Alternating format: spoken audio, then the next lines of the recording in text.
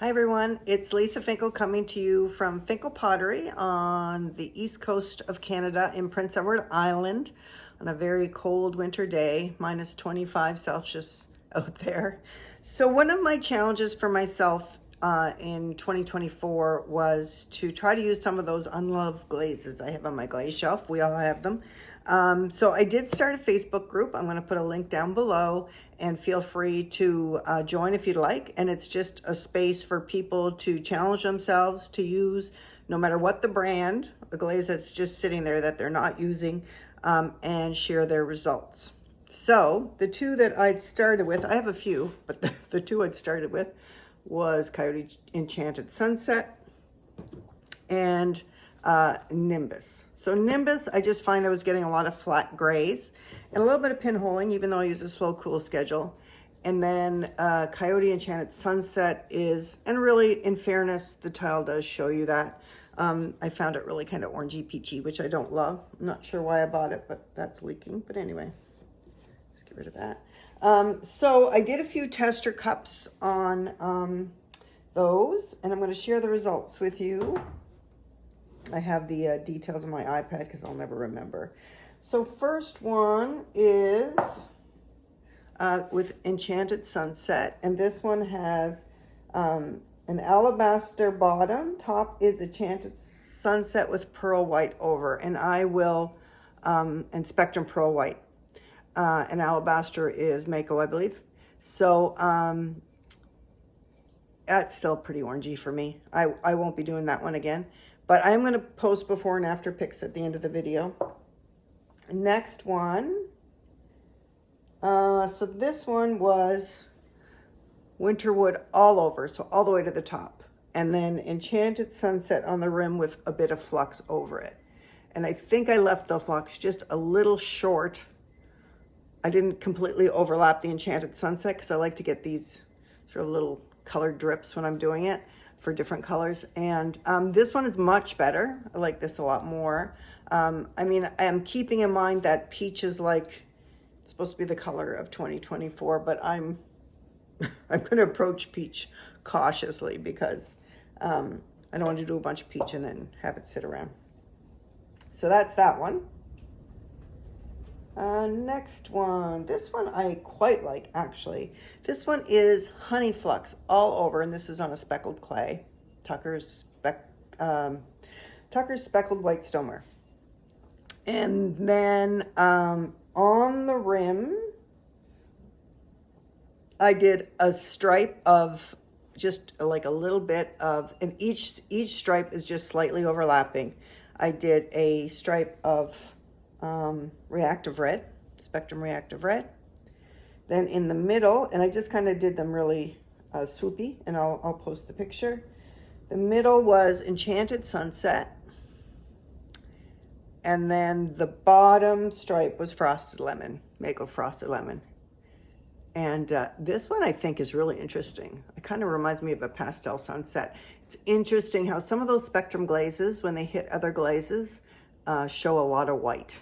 Because there's nothing over this, but because it's reacting with the Honey Flux, you're getting some white showing through, but that's quite pretty. I would definitely do a few mugs in that just to see how people like them, because very summery, beachy vibe. I like that. Okay, next one. Oh yeah, so someone recommended this combo to me. So this one is Winterwood all over. And then a stripe of Nimbus over that. And then a stripe of Mixing Clear, and I just left it a little short of the Nimbus. And you know, it's okay. I wonder if I'd have fired to a slightly higher temperature if I would have got a little more gloss, but Winterwood is matte, so you know, you get what you get. It's pretty. I would definitely do something like this on like the outside of a bowl or a vase, but it's a little bit matty for, I think, for a mug, if you want to drink out of a mug, but it would be very pretty on a vase or a bowl. So there's that one. All right, what's the next one? all over the Nimbus. Okay, so this one is Pottery Supply House Purple Haze all over. And I love this glaze. It is such a pretty, fun glaze, and customers love it too. Then I did a stripe of Nimbus at the rim with blue hydrangea over it. And we had some nice runnage there and a nice gold flex. So this one's quite pretty. I should have probably done it without the purple haze at the rim just to see what the reaction would be with Nimbus and blue hydrangea. Next time I'll try that. But I would definitely do like some pieces in that because I think that's quite pretty. And I cannot wait to try this purple haze. This purple haze, you can see how my throwing stripes are coming through there.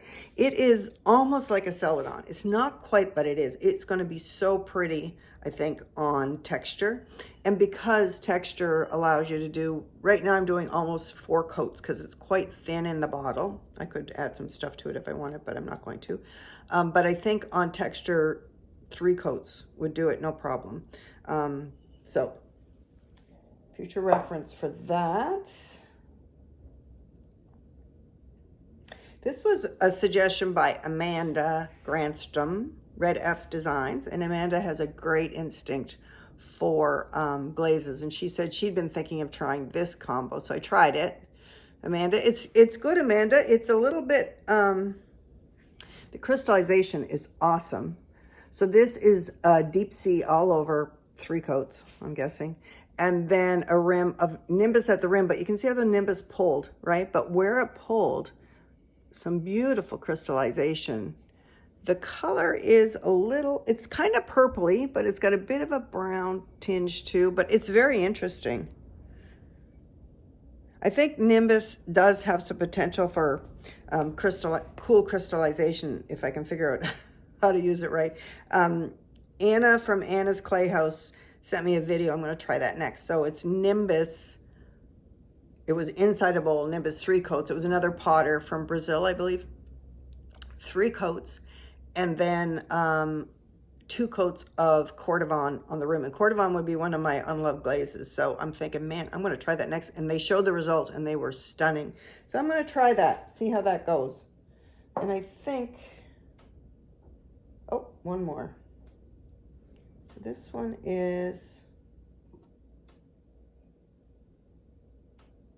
oh, so this one was, and look at the color variation in that. It's kind of cool. So this one had alabaster all over on speckled clay. Then I did a couple of coats of Nimbus. And then I did over that a coat of shipwreck. I think I only did 1 coat of shipwreck because I wasn't sure how much things were going to run. I got a couple of things here, but the clay cannot be bloating. It's only at cone. I think this was like a 5.5. So I'm thinking that might be, I'm not very careful when it comes to tester cups because I'm just throwing them real quick. And I think these are air bubbles. Probably didn't wedge my clay enough, or I was probably using clay that I'd already used and had some bubbles in it. I'm usually trying to pop those when I can, but I'm thinking that's what that probably is. Anyway, so I think that's it. So those were my first attempts at loving my unloved glazes. Join the Facebook group if you're interested. Share your results when you're trying those things. It's great for those of us who are trying to come up with creative ways to do things. And this community is always so sharing. If you like what you see, please like and subscribe. And I'll catch you next time. Take care.